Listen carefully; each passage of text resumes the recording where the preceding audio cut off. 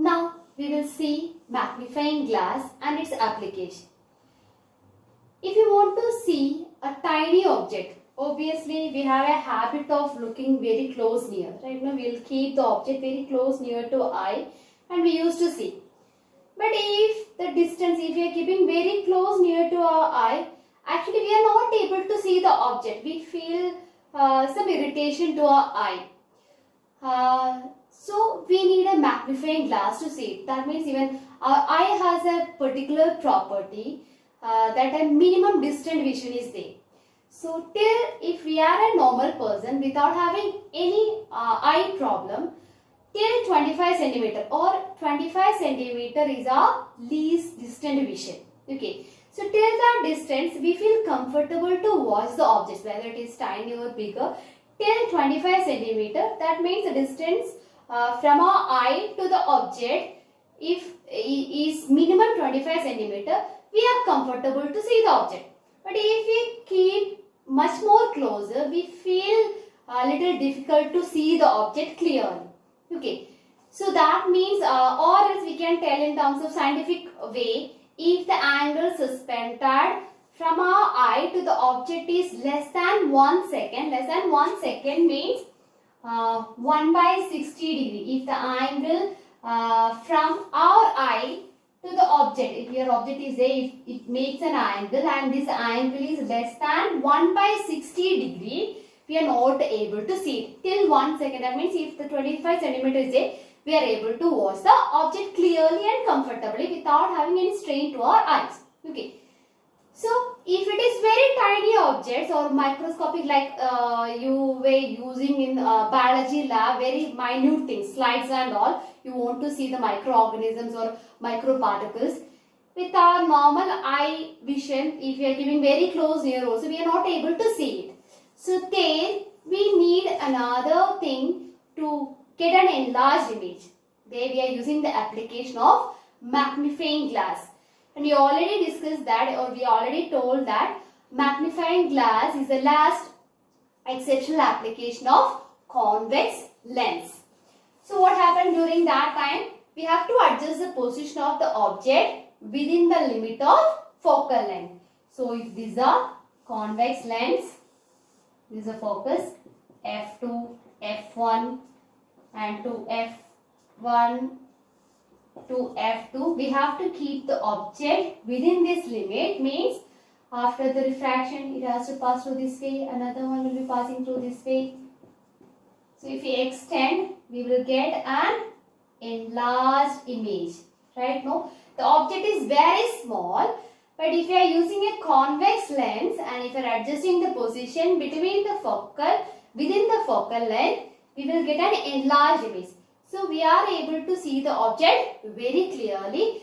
This is the application, the main application of magnifying glass by using a convex lens. Okay. And how can we magnify? How can we find out the magnification? We have an equation to find out the magnification. It's written by the letter capital M, that is equal to 1 plus D divided by F. D is a distant vision. Distant vision of human eye, that is 25 centimeter. And F is a focal length. Okay, F is a focal length and D is a distant vision. We used to consider it as 25 centimeter for a common man. Okay.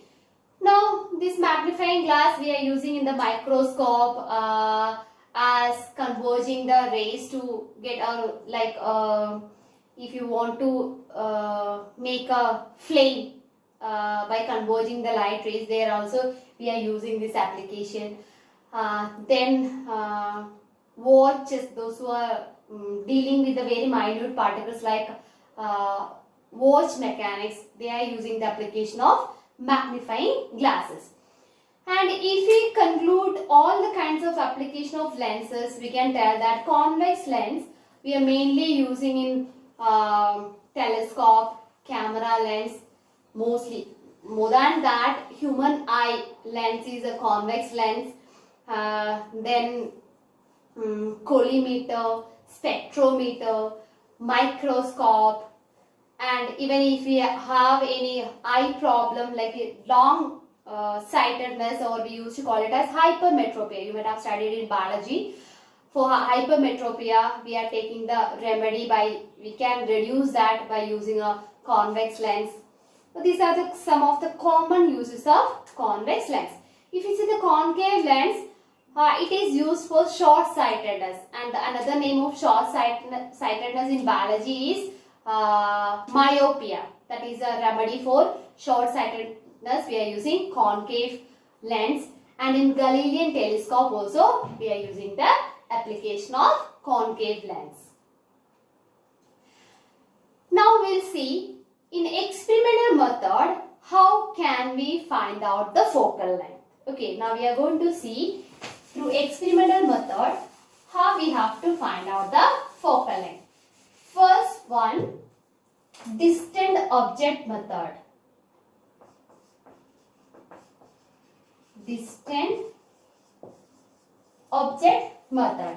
Okay, so I have a we know that if we are using a convex lens, we are able to get the image on the screen. But concave lens, we can see it, but we are not able to get the image on the screen. So here I have a convex lens with me, and I have a source of bulb which is T-shaped bulb. Okay, so hope you can see. Just adjust the position of the lens, and at a particular point, now it's blurred. At a particular point, you are getting a clear image of a T-shaped bulb. Rectangular shape source is visible on the screen. A rectangular shape source is visible on the screen. If I keep it very closer, again the shape is getting changed and blurred, and again at a particular point it's very clear. When we change the position, again it's getting blurred. So where we are getting the clear image. Okay, where we are getting the clear image. Here I am getting the clear image. Very clear. So distant object method, focus means the distance between this lens to this screen. This distance is known as the focal length of this particular lens. Okay, so we can keep it and we can focus any object on the screen. Here I am using this light.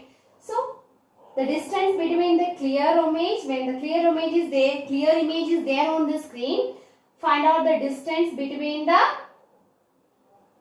lens to the screen. That will give us the focal length. So distant object means the distance between the screen and the lens will give us the focal length. In an experimental setup like in labs and all, first we have to find out the rough focal length. That time we used to call this method to find out the rough focal length. We have one more method to find out the focal length. That is called auxiliary method. Okay, auxiliary. For auxiliary method, we need a plane mirror and a lens. Okay, we have to make an arrangement in such a way that here this is a stand. Here we have to keep a mirror. Okay, this is a mirror, and upon the mirror we have to keep the lens. Okay, we on a particular stand, keep the mirror first down, and upon that we have to keep the lens. And here we will be having an arrangement in such a way that we can change the position of this object by using a screw. Okay, a screw will be arranged here. So we can arrange the position of the or distance towards the lens can be arranged by using a screw. Okay, so after that, after keeping this setup, object should be kept here and we have to look over here. From here you have to watch it. Okay, then we have to find out, we have to adjust the position. At a particular position, we will get the image. When we are watching from there, we will get the image exactly here. Okay, where the object is there on the other side, we will get the image when we watch from here. So once it is done means, and we have to think one more thing. Slowly arrange the position of the object again, And make sure that when you are keeping the object downward direction, the image also should go downward. When you are lifting up, the image also should come up. Otherwise, if object is moving upward and the image is moving downward, we used to call with an error. It's an error, and we used to call with the name parallax error. That error is called parallax error. So make sure that there is no parallax error before taking the measurement. Okay. So we have to make sure that there is no parallax error. That means when the object is moving upward, image also should move upward. When the object is moving downward, image also should move downward. So once it is ready, we made it sure that there is no parallax error. Then we can take the measurement. Take the distance from here to here. From object till the lens. Object till the lens means till the, that is taken as x. Okay. Object distance is taken as, image distance is taken as x, and from mirror to the object it is taken as y. Okay. The slight difference will be there. We kept the lens upon the mirror. So the thickness of the lens will be having varied. So likewise slight variation will be there. So take the value as x, and distance between lens and the object is x, and towards the mirror is taken as y. After that, substitute that values in the equation. X plus y divided by xy. This is the equation to find out the focal length in the auxiliary plane mirror method. Now we'll see how can we differentiate concave and convex lenses. So there are two methods are given there. Like first one, how can we differentiate by touching? How can you differentiate concave and convex lens by touching? It's very simple and very easy. We have to touch the lens. If the middle portion is thicker one and the edges are thin, we can consider it as convex. Like this is, if the edges are thin and the middle portion is thick, it is convex. And in opposite way, edges are thick and the middle portion is thin, it is concave. So by touching we can easily identify. Second method, by seeing the image, how you are able to identify whether it is a concave or convex lens. By seeing the image.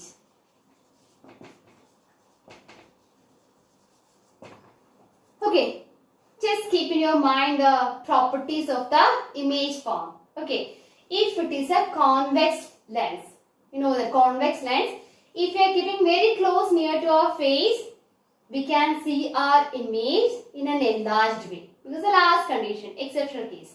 If you are keeping the lens which is far away from your face, you are going to get an inverted image. So it clearly shows that it is a category of convex lens. If you are seeing your image through a concave lens, obviously always you will get a diminished image, small image, and it's an erect in nature. So by seeing whether it is erect, enlarged one, inverted, we can easily identify whether it is a concave lens or convex lens. Thank you.